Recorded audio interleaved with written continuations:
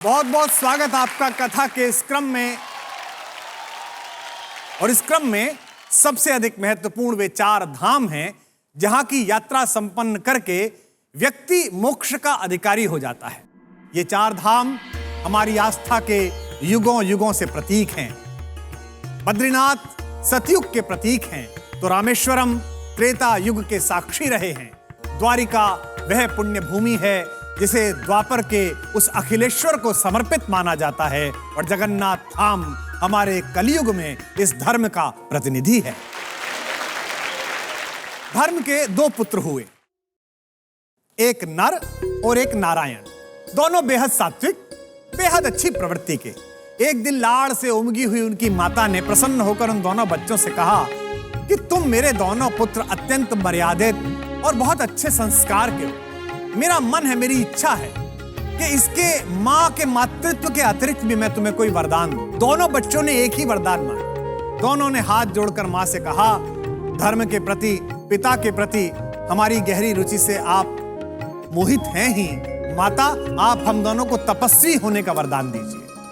मां हैरान हो गई क्योंकि जिन पुत्रों से इतना अधिक मोह था, जितना अधिक स्नेह है, जितना लाड़ है, अगर उन्हें तपस्वी होने का वरदान देती है तो वे तपस्या के लिए परिवार को, घर को छोड़कर चले जाएंगे। लेकिन वचनबद्ध माता ने अंततः पुत्रों के मोह को पीछे करके अपने वचन की पालना की और दोनों पुत्रों को परम तपस्वी, परम तेजवान होने का वरदान दिया।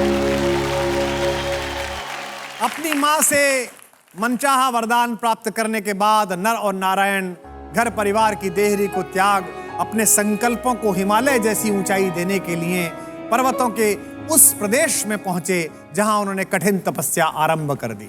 बद्रीनाथ वही पवित्र भूमि है जहां धर्म के उन यशस्वी पुत्रों ने सहस्रों वर्षों तक घोर तप किया है। जिस पर्वत पर नर ने तपस्या की वे इतिहास के शिलालेख पर नर पर्वत के नाम से अंकित हुआ और जिस पर्वत पर नारायण ने तपस्या की उसे आज भी हम नारायण पर्वत कहकर प्रणाम करते हैं। आइए अब बढ़ते हैं दूसरे धाम की ओर, यानी कि त्रेता युग का प्रतीक, भगवान की पुण्य लीलाओं का साक्षी वह रामेश्वर तट, जहां अनाचार के विरुद्ध एक तपस्वी के युद्ध का ऐसा उद्घोष हुआ कि विश्व आज भी उस आतताई के खिलाफ भगवान की उस भूमिका को दशहरा और दिवाली के रूप में मनाता है।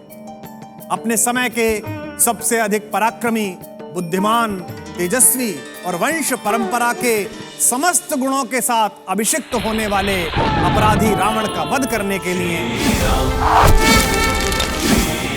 भगवान मर्यादा पुरुषोत्तम श्री राम ने इसी स्थान पर शिवलिंग की स्थापना की थी। प्रभु ने श्री राम को विजय का आशीर्वाद दिया था और भगवान शंकर इस दुनिया में सत्य के लिए संघर्ष कर रहे हर संकल्प को सहारा देने की अवधारणा तब से लेकर आज तक दोहरा रहे हैं। आइए अब प्रस्थान करते हैं द्वारिका धाम की ओर। भूमि का वो पवित्र पावन हिस्सा जहां भगवान ने अपने सहकारी रूप को प्रकट किया और उसे राजधानी बनाया। कहते हैं कि भगवान श्री कृष्ण के आदेश पर महान महारथी वास्तुशिल्पी विश्वकर्मा ने द्वारिका को बनाया था और उसी द्वारिकापुरी में अपने शासन के कारण माखन चोर द्वारिकाधीश कहलाए। भगवान की राजधानी के बाद कथा के अंतिम पड़ाव में चलते हैं इस जग के नाथ स्वामी जगन्नाथ जी के धाम की ओर। इसे लेकर भी बड़ी रोचक कथा है। एक बार इंद्रद्युम्न नामक एक राजा के स्वप्न में भगवान श्री कृष्ण आए और उन्होंने कहा कि एक बड़े पेड़ के तने में मेरा विग्रह बनवाओ और इसे किसी सुंदर मंदिर में स्थापित करो। श्री कृष्ण तो स्वप्न में आग्रह करके चले गए पर राजा की नींद उड़ गई। उसे पूरे भारत में ऐसा कोई मूर्तिकार नहीं मिला कि जैसी मूर्ति उसने स्वप्न में देखी थी ऐसी निकाल सके। एक दिन राजा के द्वार पर एक बूढ़ा मूर्तिकार आया और उसने कहा, मैं ये काम करने के लिए तत्पर हूं, किंतु मेरी एक शर्त है। मैं प्रतिमा का निर्माण एक बंद कक्ष में करूंगा और प्रतिमा का निर्माण पूर्ण होने से पहले उस कक्ष का दरवाजा अगर किसी व्यक्ति ने खोला तो काम जहां पर है मैं वहीं पर रोक दूंगा। काम शुरू होने लगा। अंदर से ठक ठक की, कुदाल की, खुरेचने की, रंदे की, घिसने की आवाज आती थी। अचानक बहुत समय के काम के बाद आवाजें बंद हो गई। ठंड का समय था। राजा को उत्सुकता हुई कि आवाज क्यों बंद हो गई। कहीं बूढ़े मूर्तिकार का स्वास्थ्य खराब ना हो गया हो। कुछ समय प्रतीक्षा करके राजा ने कमरे का दरवाजा खुलवा दिया। राजा जैसे ही अंदर पहुंचे तो अजीब चमत्कार था। मूर्तिकार गायब था और मूर्तियों के अधूरे बने हुए टुकड़े पड़े हुए थे। वह मूर्तिकार कोई और नहीं, स्वयं कला के सर्जना के देवता भगवान विश्वकर्मा थे। उस कमरे में 3 बड़ी मनहर मूर्ति, जिनमें थोड़ा सा काम बचा हुआ था। राजा ने उस प्रतिमा को उसी कमी के साथ उसी स्थिति में स्वीकार किया और मंदिर में स्थापित किया। तब से भगवान श्री जगन्नाथ अपने बड़े भाई बलदाऊ बलराम और अपनी लाडली बहन सुभद्रा जी के साथ वहां विराजमान हैं और लाखों लाख भक्त वहां आकर भगवान के परिवार का आशीर्वाद लेते हैं। भारतीय संस्कृति में आस्था के इन पूज्य 4 केंद्रों की कथा हमें बहुत कुछ सीख देती है। जैसे पहली कथा बद्रीनाथ नर और नारायण के सम्मिलित पुरुषार्थ के बारे में बताती है। धर्म की कीर्ति केवल नारायण के सहारे संभव नहीं है।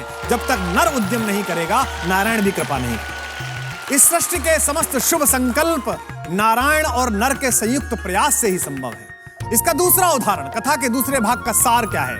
जगन्नाथ धाम की कथा यह बताती है कि जब तक संभव हो, सत्ता को किसी भी शिल्पकार पर अपनी शर्तें थोपने की बजाय उसकी शर्तों को स्वीकार कर लेना चाहिए। जब जब हस्तक्षेप हुआ, कला की प्रतिमाएं अधूरी रह गई। इसलिए हर सुंदर निर्माण की आशा रखने वाले राजाओं के लिए, हर बेहतर रचना की उम्मीद करने वाले समाज के लिए यह अनिवार्य है कि वे कला के साधकों पर अपनी शर्तें थोपने के बजाय पूरे सम्मान के साथ उन्हें उन्मुक्त वातावरण दे, ताकि उनकी कलाएं भी भगवान की तरह पूरे विश्व में आदर पाएं और युगांतर तक बची रहें। धामों के साथ परिचित होने पर एक और आवश्यक संदेश समझ में आता है। ऐसी मान्यता है कि सतयुग में धर्म के 4 पैर थे, त्रेता में 3 पैर हो गए, द्वापर में 2 बचे, यानी कि धर्म की संकल्पना क्रमशः डगमगाती गई। धर्म के प्रति लोगों में रुचि कम होती गई। कलयुग में तो धर्म केवल एक पांव पर टिका है, किंतु अगर ये पांव भी मजबूत है, ये पांव भी अगर भक्ति का है, तो फिर तुलसी बाबा का कहा सिद्ध हो जाता है, कलयुग केवल नाम आधार। आप नाम लीजिए और आपका काम होता है।